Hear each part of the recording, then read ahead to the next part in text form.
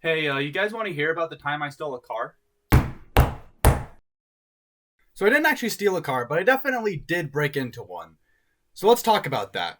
A few weeks ago, after closing, me and Dylan, one of my coworkers, that a lot of you might remember as the girl that tased me.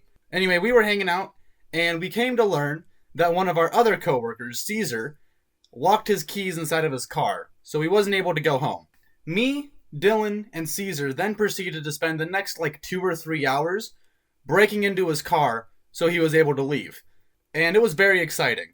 We went through a couple of different plans, but the one that we eventually landed on was taking a wire coat hanger, straightening it out, and then tying the hook at the end into a hoop that we would then sort of finagle through the seam of the car door and maneuver it around the inside door handle, and then from the outside of the car, pop the door open. If that sounds complicated, it wasn't really, but it definitely took a long time to get done. But at the very least, it was better than Dylan's original idea, which was to basically just take a tennis ball and use that to pump air through the keyhole and pop the lock open, which we tried, and surprise, surprise, it didn't work very well. So anyway, here we are with chisels and screwdrivers and various other items that we found stuffed in the back of Dylan's trunk.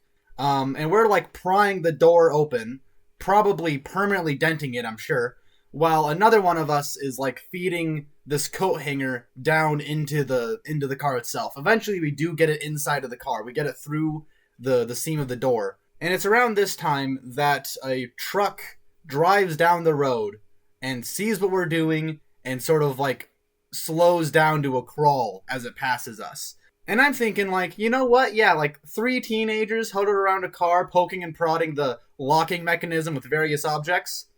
Looks a little sketchy. So while the other two are averting eye contact and trying to ignore the car and hoping it'll just pass by as if they didn't see anything, I figured it would look better to not do that. So I'm smiling at them, I'm giving them a little finger gun, a little wave as they're passing by, and Dylan, she sees me doing this and she slaps my hand and she's like, "Cree, cut it out, they're gonna stop."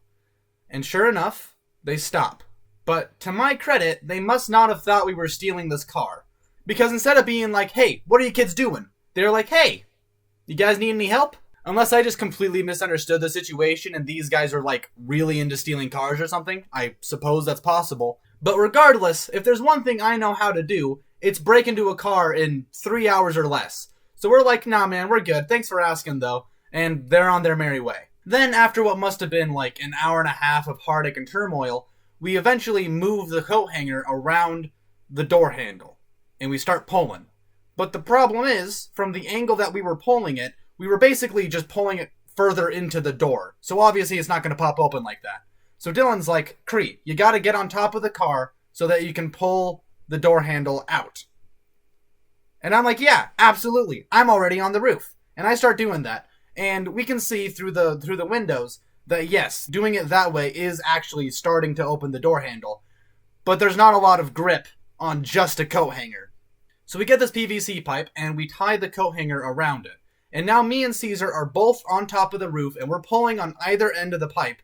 And eventually we pull enough to open the door handle all the way and the car door pops open. It's at that moment we learn the keys were in Caesar's other pocket the entire time. I'm kidding, the keys actually were locked inside of the car. But it would have been really funny if he had them the whole time, right? In hindsight, it would have been funny. In the moment, it would have been heartbreaking. Anyway, with that, Caesar got into his car with the Cree-shaped dent in the roof, and he drives off into the night. 1, 2, 3, what the hell kind of deal is it here anyway? How much should we dance and how long should we stay? Should we dance? Should we listen? Should we sing? Should we pray? Do I have to hang on every single word that we say? Every hour, every minute, every second of the day?